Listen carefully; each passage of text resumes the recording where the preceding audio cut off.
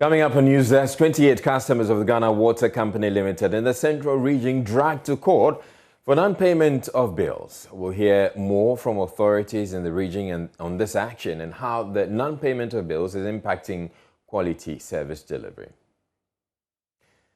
Service search for man who allegedly killed his girlfriend and hid her body in a fridge continues as the police in the Volta region pick evidence of what they believe to be the burned hair of the deceased from the backyard of the suspect. And then late-night commercial activities in the Volta regional capital will get major boost as business owners say they are happy with sales at the ongoing Volta Trade and Investment Fair. More as patrons call for an extension of the annual event which ends this Sunday. We have business and sports as part of the package. I'm Israeli. Please stay tuned in. What's up, guys? My name is Sammy Forson, host of the Weekend City Show and Ignition right here on Joy 99.7 FM. Well, anytime you happen to be busy and you miss out on your favorite shows right here on Joy FM, here's what you can do. Log on to myjoyonline.com/podcast. Just go on there and you'll find all your shows on demand 24/7. There you can catch up. Remember, Joy FM remains your radio for discerning listeners.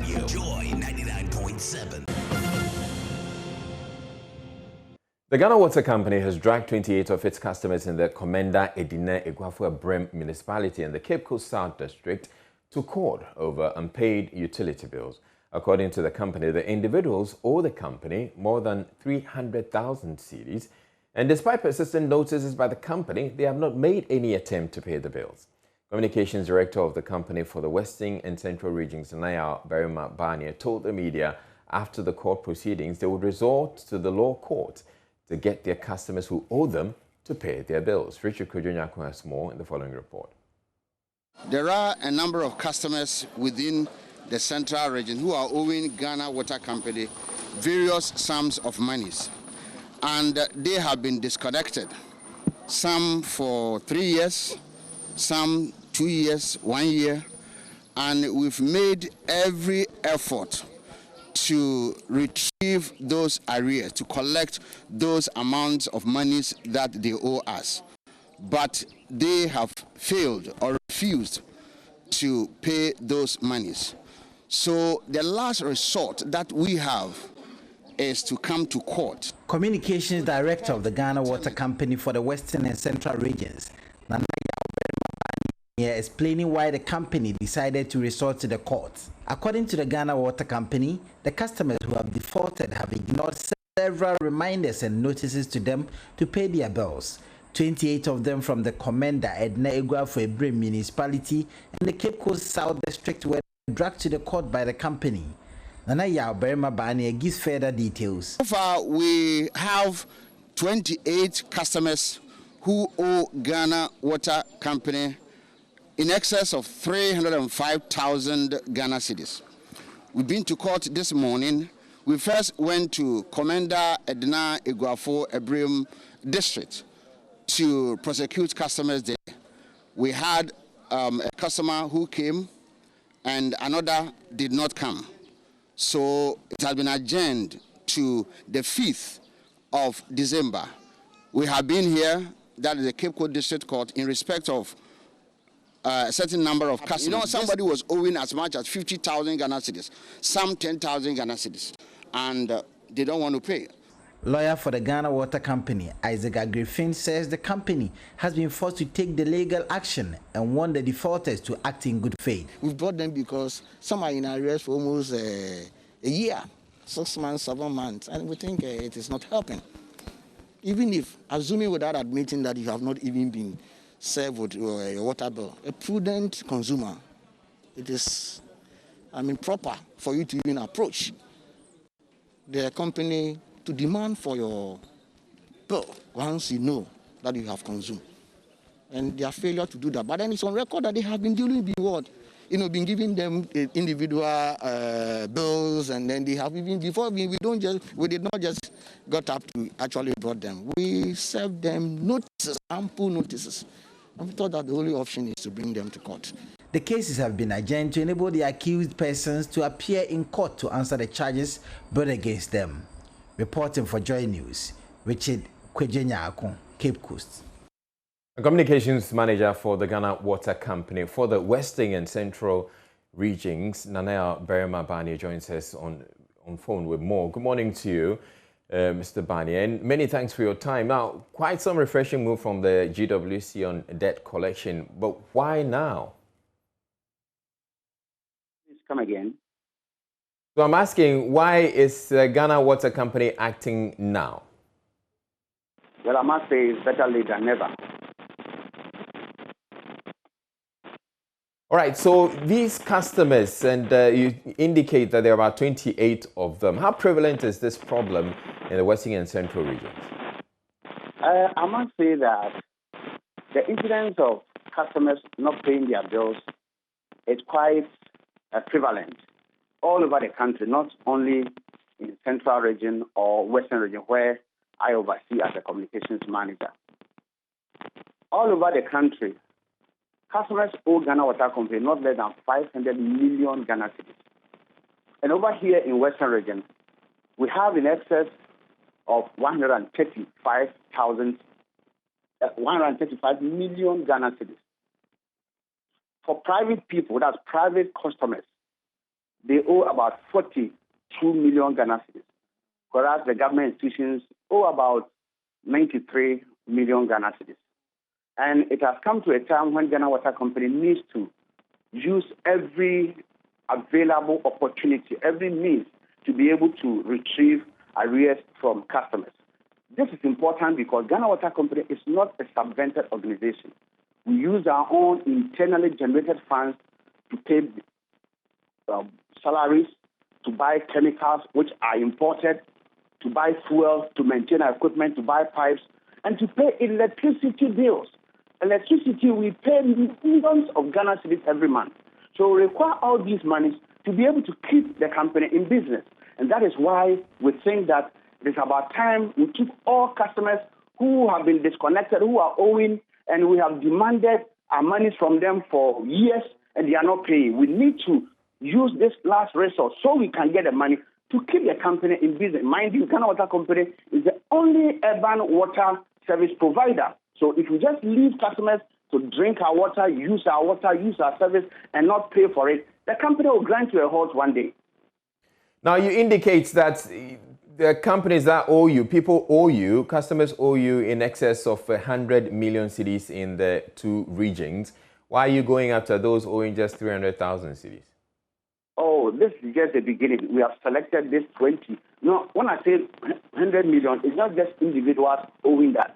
Just one person owing that. It's a collective. The total receivables is what I'm talking about. So we have selected these 28 customers to start with, so that from there we'll be going to other customers who are also owing us. We are not only targeting these 28. We will go to other places to also ensure that we retrieve our arrears from all our customers who owe us money. So where next, or which set of customers are you going on to next, and how much do they owe? 29. This very case that have been called. Yeah. We are going back 29. That is next Monday. We are going back. On the 6th of December, we are also going to court. And then on the 8th and the 9th, we are going to court again. So it's something that is going to continue until we are sure that all recalcitrant customers, unfortunately, among these have paid their monies to Ghana Water Company to be able to keep us in business as a going concern. How long have these customers been owing Ghana Water Company? Some 4 years, some 3 years, some 2 years, and some 1 year. There's a particular customer who was disconnected 4 years ago, who has been owing us 4 years ago, and was disconnected before the COVID broke.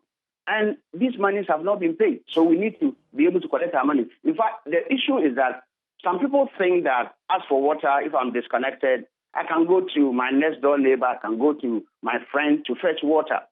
So they don't want to come and pay. But we need our money. If we disconnect you and you say, well, I don't need your service, that's fine with us. But pay us whatever arrears that you owe, so that we can also serve other customers who are willing to pay and receive our service. So we are going after all the customers who owe us, and I'm not willing. The point is this: if you owe us and we come and disconnect you, and you are not even in a position at the time to pay all the arrears, we can enter into some form of payment arrangement with you. Maybe this month I'm paying so much. The next month I'll pay this until I finish paying. But if we disconnect you and you also just go to sleep thinking that nobody will chase you for the money, that time is over. That period where we will disconnect customers and for years they don't pay, that time is over. We are going after our customers to receive our arrears or us. All right, thank you very much, Nanaya Berima Banye. He's the communications manager for the Ghana Water Company in the Western and Central regions. Now, elsewhere, the manhunt for the suspect who allegedly killed his girlfriend and hid her body in a fridge at Hofiab in the Volta region continues today. Personnel of the Criminal Investigations Department of the Ghana Police Service say they have evidence they believe to be burnt a hair of the deceased and a rod used to control the burning at the backyard of the suspect. Some documents were also taken from his room to assist police with investigations. Maxwell Agbagba reports from Ho that son of the landlady believes the suspect came for the extra key on Sunday after killing his girlfriend, so other tenants will not get access to his room. We have Maxwell Agbagba bringing us a live update on the situation. Hello, Maxwell. What can you report? Yesterday, Israel, we saw the Criminal Investigations Department, the top hierarchy of the Criminal Investigations Department was at the residence, the crime scene yesterday, and they picked they obtained very important, they tell us, evidence that will help them to bring finality to this matter. In fact, yesterday we were with them. After searching the room of the suspect and the deceased, they proceeded to the backyard of the two, and there they found some soot and some ashes of burnt hair in the backyard. We are told that this burnt hair and this suspect is the hair of the deceased and was actually burnt by the suspect. So they picked some of that evidence, and then also a rod that the suspect was used in controlling the burning of the hair. Also, they also picked that as well. Well, in the room itself, it has been totally ransacked, because we are told that because it's a chamber and hall, we are told that the fridge in which the suspect kept the deceased previously was in the hall and not in the bedroom. We are told that when he committed the act and after pushing the lady into the fridge, we are told that he actually removed the compartment and various partitions of the refrigerator. So that helped him to push the body of the deceased in there, and then he later disconnected the fridge and then moved it to the bedroom. Some of the people we've been speaking, some of the police officers we've been speaking to actually think that that contributed to the rapid decomposition of the body, because the co-tenants who we spoke to told us that the last time they saw the two was on Friday. That was the last time they saw the two. On Sunday, they only saw the suspect at his residence. He actually, we are told, went to the landlady, the owner of his apartment, and told her that he needs a key, the spare key to his room. So we are told that he took the spare key from the landlady and then bolted with it. The son of the landlady we've been speaking to actually suspects that it is because the suspect was aware of what he had done, and because he was fleeing, he didn't want the co-tenants or anyone to get access to his room, and that's why he came for the spare key and then bolted with it. So yesterday, whilst we were there, when the police came for the body, they actually cordoned off the area, but later they had to remove the bar that was used to cordon off the area, and then they entered the room itself. We saw the black soaked carpet. We also saw a lot of blood on the floor. In fact, in the porch itself, you could see blood splattered in the porch, and we're told that when they were taking the body out, at that point, some of the blood actually came out. They had to turn the refrigerator in a way before they could take out the remains. Some of the police officers I've been speaking to tell me that because of the extent of decomposition, they think that it would even be difficult for pathologists to do any autopsy on the body. But as it stands right now, the last time we checked, police, the Volta Regional Police, is yet to arrest the suspect. They picked up some documents from his room, and they are hoping that would help them, apprehend him very soon. But as it stands right now, the suspect is still on the run, and police is also doing everything possible to arrest him. But away from Ho Fiavi, we're here at the whole sports stadium where the Volta Investment and Trade the Volta Trade and Investment Fair is actually taking place. More than 300 exhibitors are gathered here, showing to the rest of the world, showing to Ghana what they have to offer. It has been a lot of business networking here, providing the platform to business owners to meet potential customers who are also trooping here to come and buy and also do some inquiries. Usually around this time, it is busy. In the evening as well, it is busy. Later in our subsequent bulletins, we'll be bringing you an update on what it is like at night here at the whole sports stadium. But let's get to one of the stands. Let's find out what the Volta region has to offer. This is the stands of the Ghana Tourism Authority. Let's find out from them what they have on offer for us here. Ghana Tourism Authority, sir, you're welcome to join us. Thank you for having me. Great. Okay.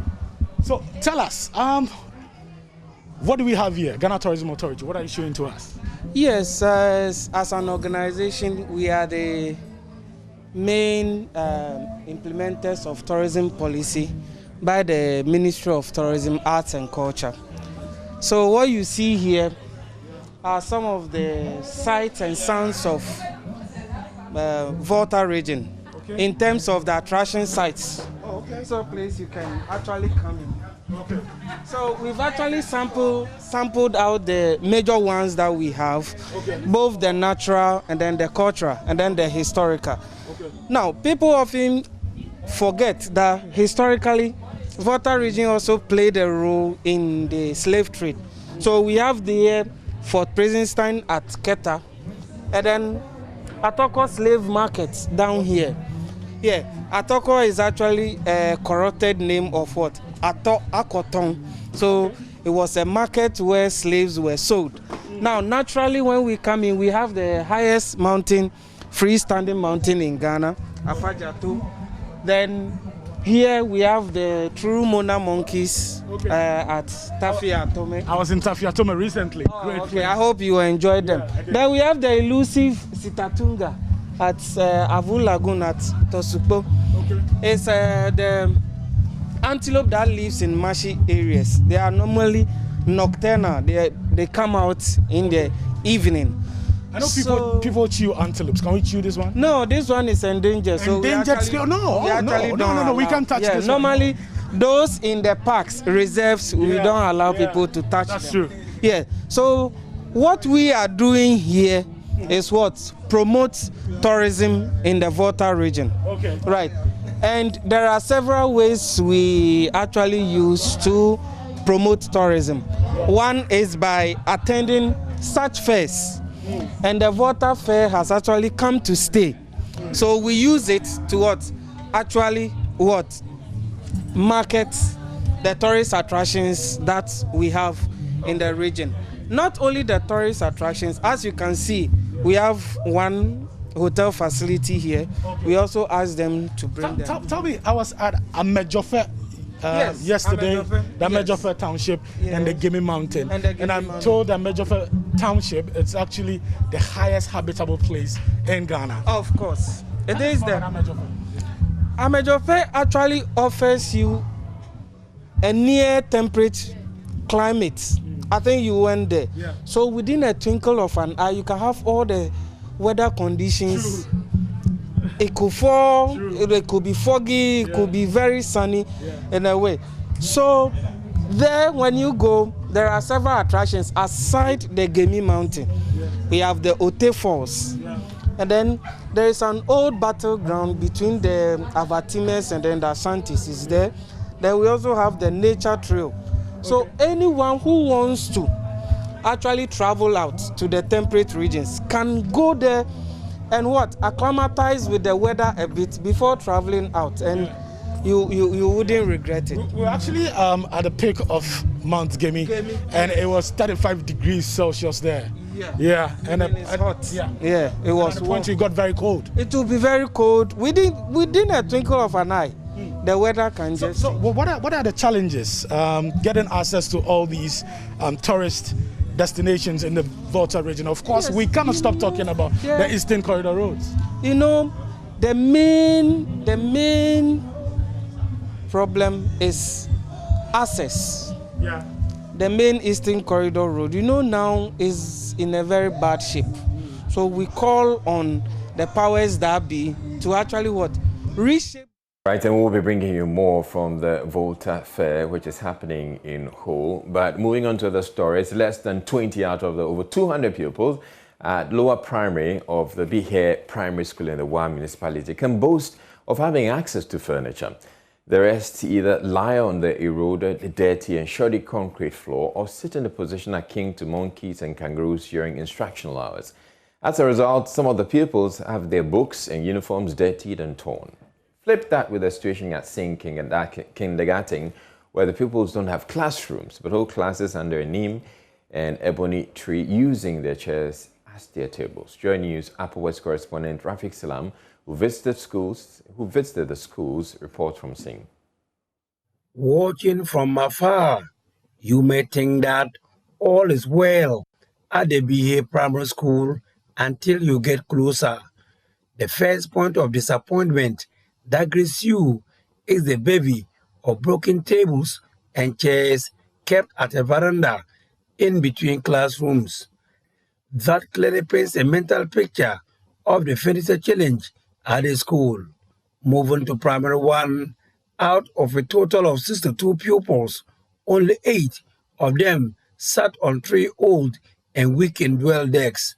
The rest sat on the bare, eroded, dirty cement floor in a certain style akin to monkeys and kangaroos. Their school bags and books are recklessly placed by their sides or in front of them. The constant and continuous sitting and rubbing of their uniforms and mufti on the rough concrete floor have resulted in some of them being dirty and in some cases torn, exposing their vital parts. Isa Salam is the head teacher of BA Primary School. This is a class of 65 pupils, but as you can see, we have only about 10 furniture in the classroom. And if we go to all the classes we have in this school, we are facing the same challenge in this school. For instance, the Primary 1, we have about 62 children in that class. And if we go in there, we have only 3 furniture. So enter Primary 2, and it is worse. All the conditions that exist in Primary 1 are here. A couple of benches have crooked stands that the people scramble to sit. The cliché in this classroom is first come, first serve, and sometimes it is the survival for the fittest. The bigger ones sometimes outpoise the smaller ones and bully them to sit on the old weak bench. COVID-19 safety health protocols are breached and thrown to the dogs due to inadequate furniture.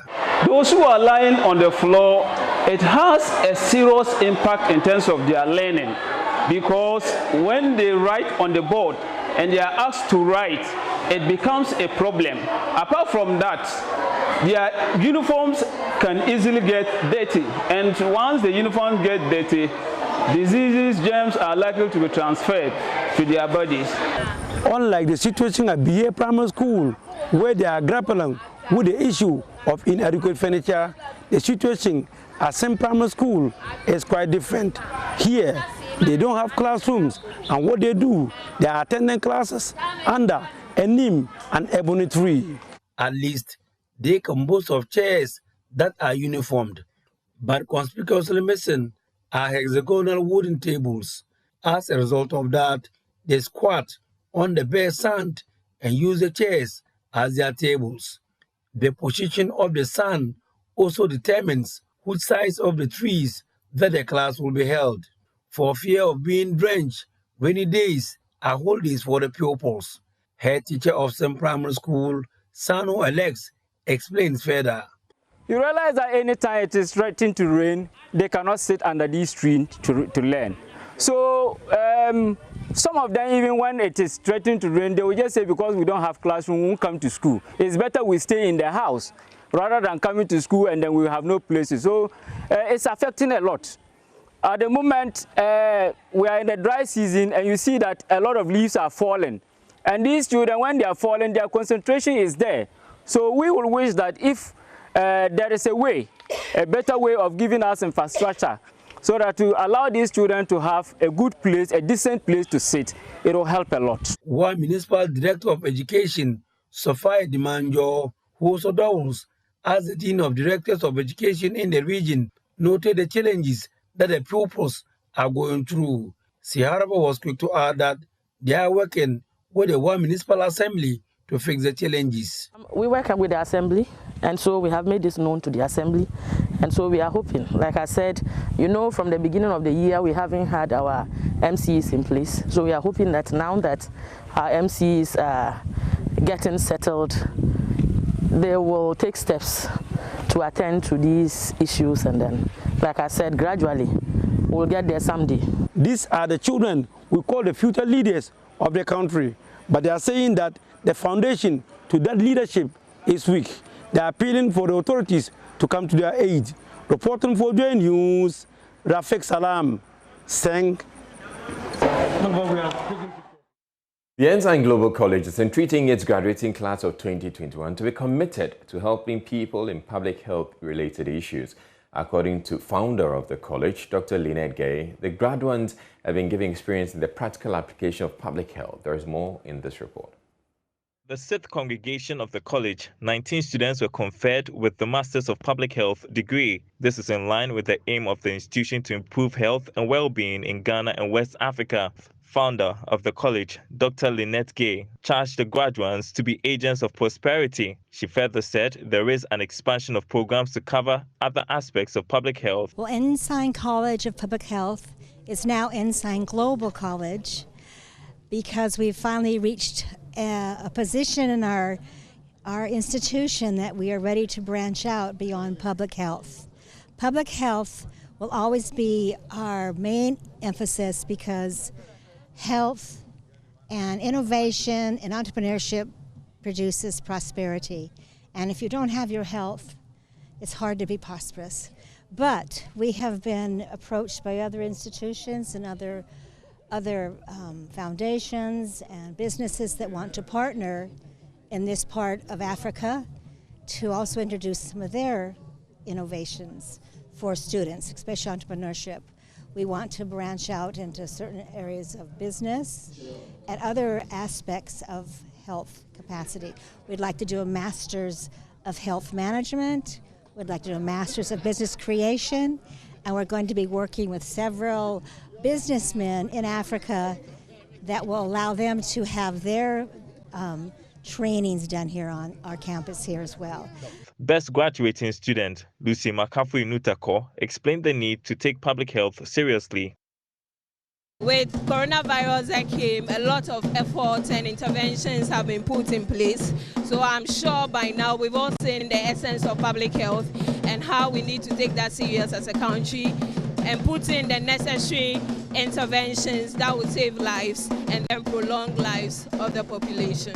The Ensign Global College was formerly called the Ensign College of Public Health, and it is bent on aiding students acquire knowledge in public health. James Ishan's report for Joy News. We're taking a break on News Desk to bring you business news. Stay tuned in. Hello, my name is Nathaniel Atto. You can catch up with all the fun and inspiration on the Joy Sports link here on Joy 99.7 FM, together with all other shows over and over again. It's very simple. All you need to do is go to myjoyonline.com/podcast and relive all of those fun moments over and over again. Joy 99.7 FM, your radio for discerning listeners. Joy 99.7.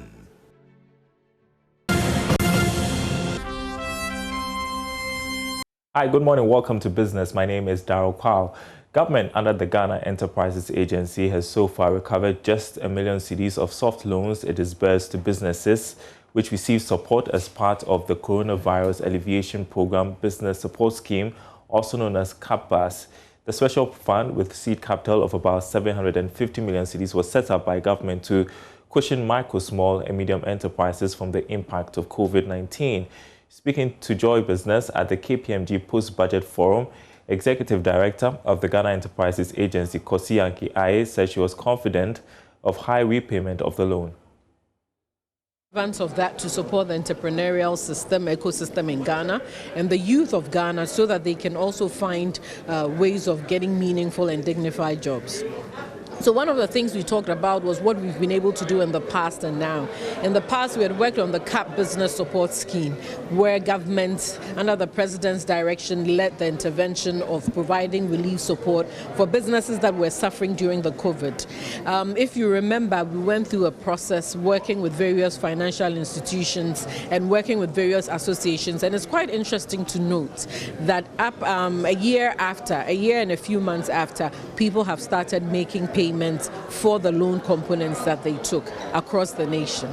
So roughly about how much has been accrued so far?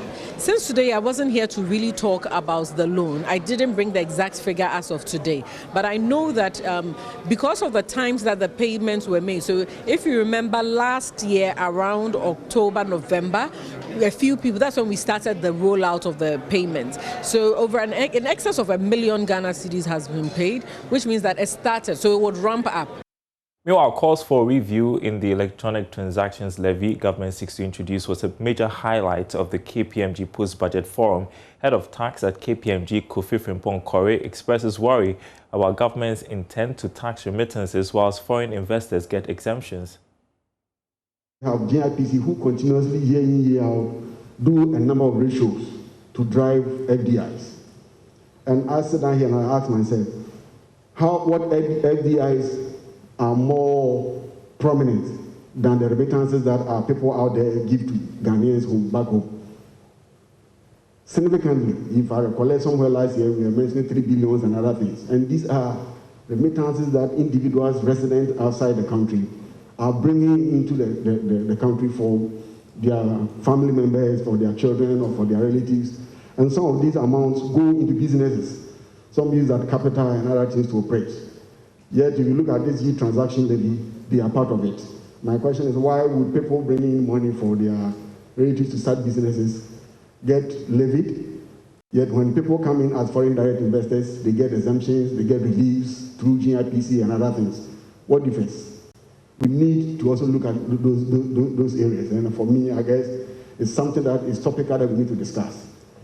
The levy is a fantastic idea, as I said, but we need to look at it. Already, certain aspects have been taken out. I believe that some of these things can also be reconsidered and maybe retake them out to ensure that people are also getting value for the amounts that are being sent to them. In other news, the Chartered Institute of Bankers has alluded that ethical practices in the banking sector have improved considerably since the launch of the Ghana Banking Code of Ethics recently. According to its president, Right Reverend Patricia Sapo, professionals more than ever before have adhered to set standards in the industry following cleanup of the sector, which led to prosecution of some complicit bankers. She spoke at the 12th induction and graduation ceremony of the institute. Banks are doing very well.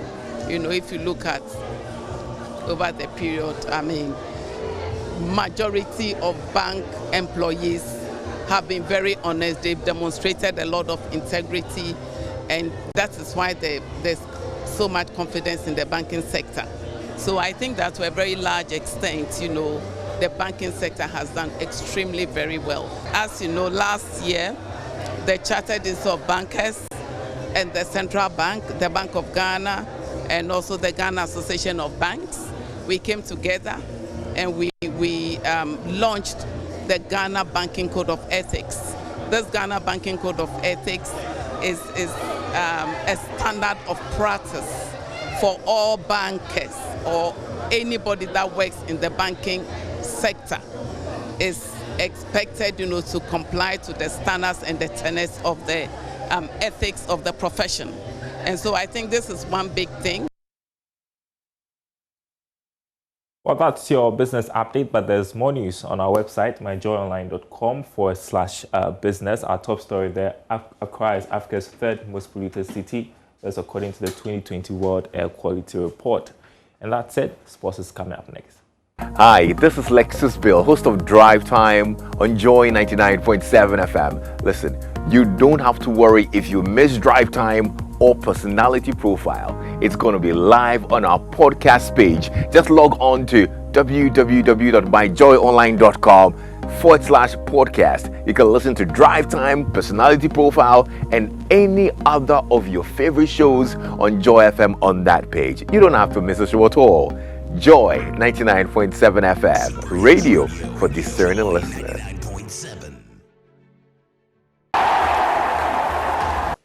All right, it's time for sports now. And yesterday there was some action in the Champions League. Today we're expecting a number of matches as well. Muftau is here to round it all up for us. Good morning to you, Muftau. Good morning, Israel. So yes, we had a number of matches. Manchester United was in action. Yes. Chelsea was in action. Chelsea had an emphatic victory against Juventus. Yeah. Who would have thought that it was going to be 4-0? Well, considering the current form of Chelsea, Atletico Madrid, Liverpool are all going to be in action tonight. And Atletico Madrid, they are in a very difficult corner. Having lost back-to-back to Liverpool, they are expected to win tonight to stand a chance of progressing to the next stage of the competition. Real Madrid is traveling to Sheriff Tiraspol. Edmond Ado is likely to be in action for Sheriff Tiraspol. They had an incredible start to the competition. They've since sunk when they came up against Inter Milan and Real Madrid in the other matches. So I clearly think that this is a night where Real Madrid will progress. Atletico Madrid are likely to be one of the teams who will be fighting to follow Liverpool because Liverpool have already booked their ticket to the next phase of the competition. I also think that Manchester City, Paris Saint-Germain, that's going to be the toughest match tonight. Manchester City, they've been dominant in the group stages, very, very dominant. Paris Saint-Germain have been underwhelming under Pochettino. I'm not sure many of us had expected Pochettino to have a very difficult start to life at Paris Saint-Germain, considering the array of talents available to him. You have Neymar, you have Messi, you have Mbappe, you have quality players, Kimpembe and co, but he's struggling. Hopefully, this is a night that we're going to see quality action and maybe Manchester City, Paris Saint-Germain goes through. All right, I want to ask you a question quite away from the Champions League and focus on Messi and Ronaldo. Yes. There are many who have said that the fact that they were playing, the leagues in which they were playing, it wasn't. Messi will be back to his heydays like we saw at Barcelona and probably without grinding out results for Paris Saint-Germain as well. Okay. All right, thank you very much. Israel, just before we go, let me just mention that we've got the exclusive rights to the Ballon d'Or Awards ceremony on Monday. Yeah, so we're broadcasting that. We've got a lot of stuff to share with our audience as we build up to the awards ceremony on Monday. Who's your money on? It will be live on Joy Prime. Who's my money on? Quite a difficult question for me to answer because if I were to give it out, I'll be looking at N'Golo Kante or Jorginho because of what they did in Europe. Yeah. But there are other players who actually stood out for their various clubs. So I think that is going to be quite difficult to tell for now. Well, I'll say N'Golo Kante too. Yeah. All right. Thank you very much, Muftau, for bringing us Thanks the for having sports. me. And that'll be it for Newsdesk. I'm Israel. Do stay tuned in for the rest of our programs. Have a wonderful day.